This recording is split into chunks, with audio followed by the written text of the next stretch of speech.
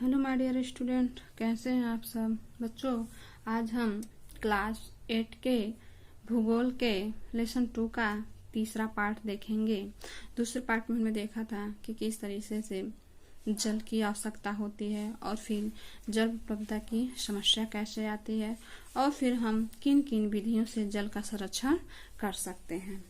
आज का हमारा पॉइंट है प्राकृतिक वनस्पति और वन्य जीवन, कि किस तरीके से प्राकृतिक वनस्पति हमारे लिए उपयोगी है और वन्य जीवन किस तरीके से उसमें अपना जीवन व्यतीत करते हैं और हमारे लिए किन किन कारणों में वह उपयोगी हैं।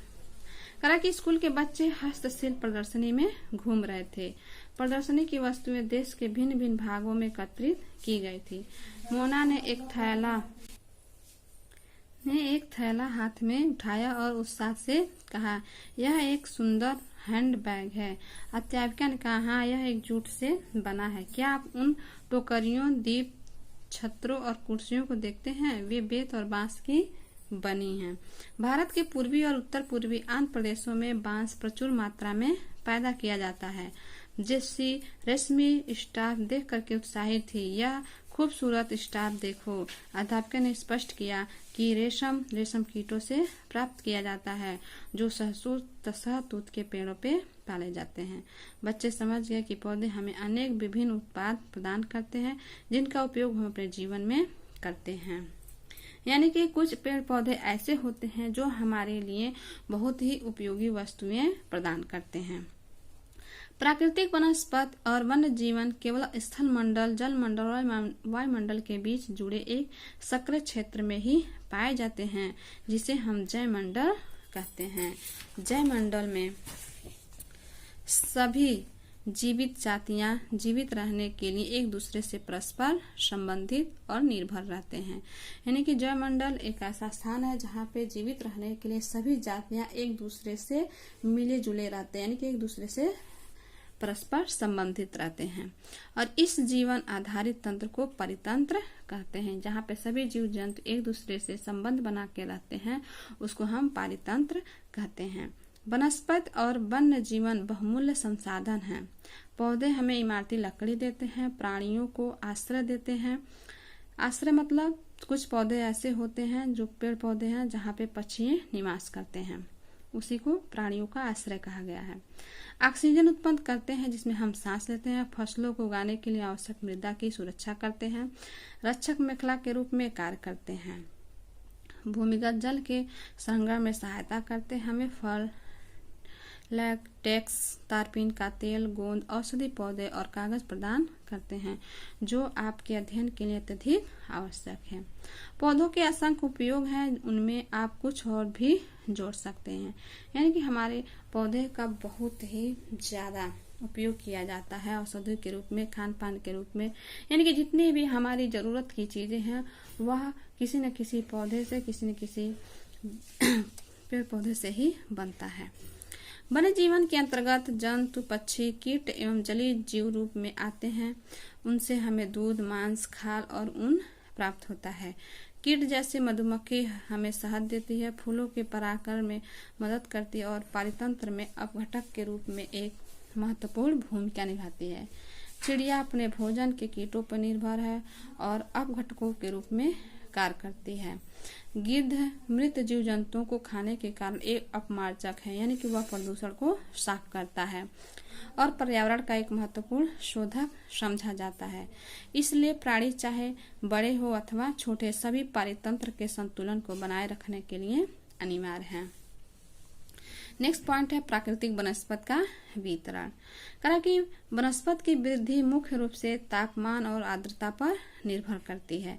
विश्व की वनस्पति के मुख्य प्रकारों के 4 वर्गों में रखा जा सकता है, जैसे वन, घास स्थल, गुल्म और टुंड्रा। भारी वर्षा वाले क्षेत्रों को विशाल वृक्ष उगाते हैं।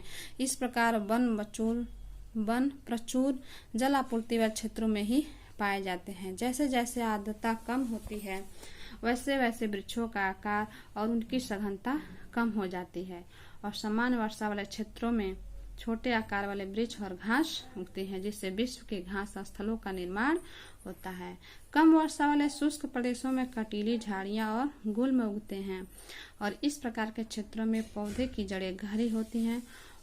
वाष्पोत्सर्जन से होने वाली आर्द्रता की हानि को घटाने के लिए इन पेड़ों की पत्तियां कांटेदार और मोम की सतह वाली होती हैं और शीत ध्रुवीय प्रदेशों की टुंड्रा वनस्पति में मांस और लाइकेन सम्मिलित हैं।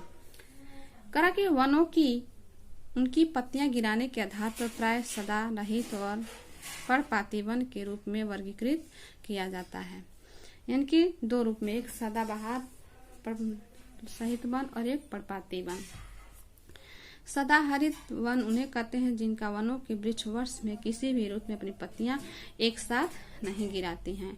पर्णपाती वन ऐसे वन हैं जिनसे वृक्ष वाष्पोत्सर्जन होने के कारण हानि को रोकने के लिए किसी विशेष ऋतु में अपनी पत्तियां गिरा देते हैं और ये वन विभिन्न अक्षांशों में इनकी स्थिति के आधार पर उष्णकटिबंधीय अथवा शीतोष्णकटिबंधीय में वर्गीकृत किए गए हैं।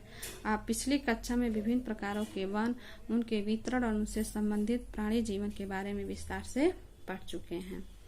पिछली 2 शताब्दियों में विश्व में जितने लोग थे इस समय उन्हें कहीं अधिक लोग हैं और बढ़ती जनसंख्या के पोषण के लिए फसलों को उगाने के लिए वनों के विशाल क्षेत्रों से वृक्ष काट दिए गए और विश्व भर में वनों का आवरण तेजी से समाप्त हो गया और इस बहुमूल्य संसाधन के संरक्षण की तुरंत आवश्यकता है। यानी कि अगर जनसंख्या बढ़ रही है तो हमें पेड़ों को काटना नहीं चाहिए, इससे हमारा जो वातावरण है वह असंतुलित हो जाएगा।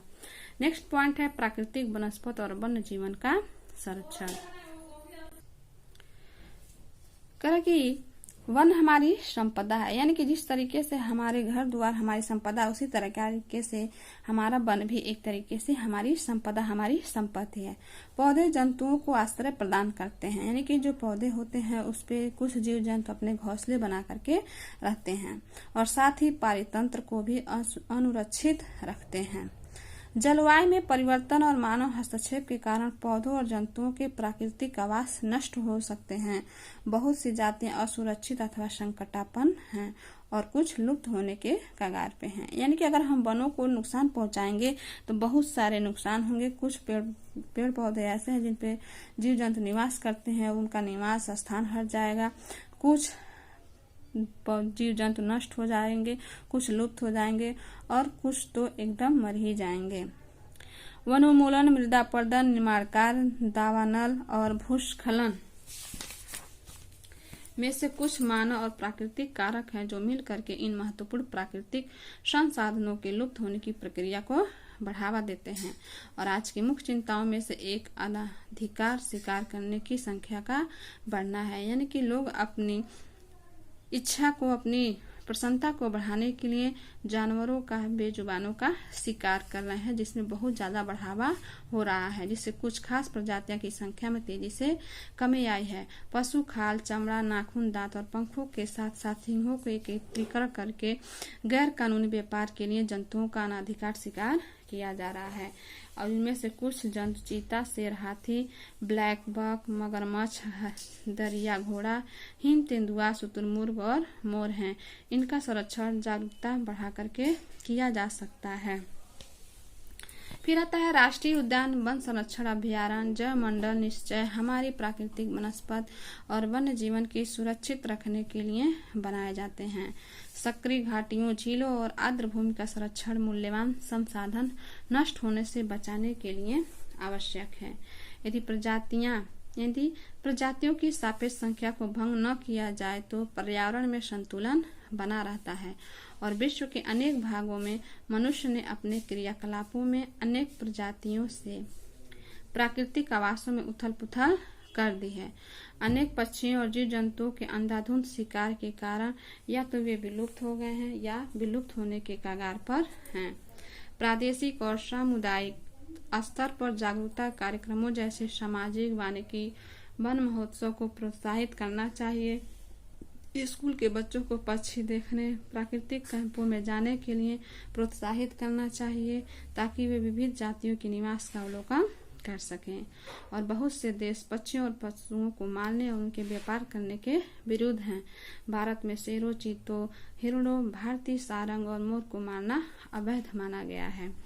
एक अंतर्राष्ट्रीय परिपाटी CITES, the convention on international trade in traders species of wild मौना एंड फ्लोरा की स्थापना की गई, जिसे प्राणियों और पक्षियों की अनेक जातियों की सूची तैयार की गई है और इस सूची में दिए गए सभी पक्षियों और प्राणियों के व्यापार करने पर प्रतिबंध लगाया गया है। पौधों और प्राणियों का संरक्षण प्रत्येक नागरिक का नैतिक कर्तव्य है, यानी कि चाहे वो पौधे हो चाहे पशु पक्षी हो, इसे बचाना हर व्यक्ति का एक नैतिक कर्तव्य है। राष्ट्रीय उद्यान यानी कि वर्तमान और भविष्य की पीढ़ी के लिए एक या एक से अधिक पारितंत्रों की पारिस्थितिक एकता की सुरक्षा के लिए नामित किया गया प्राकृतिक क्षेत्र है, इसी को हम राष्ट्रीय उद्यान कहते हैं। यहाँ पे एक और शब्दावली दिया गया है, जैवमंडल निश्चय, यानी कि यह वैश्विक नेटवर्क द्वारा जुड़े संरक्षित क्षेत्रों की एक श्रृंखला है, जिसे संरक्षण और विकास के बीच संबंध को प्रदर्शित करने के इरादे से बनाया गया है। ये काजीरंगा राष्ट्रीय उद्यान में हाथियों का झुंड है, ये चिंतलों का झुंड है। तो इस तरीके से हमारा यह दूसरा टॉपिक भूमि, जल और मिट्टी और वनस्पति और जंतुओं की देखभाल का चैप्टर यहीं पे समाप्त होता है। नेक्स्ट वीडियो में हम नेक्स्ट पार्ट देखेंगे। धन्यवाद।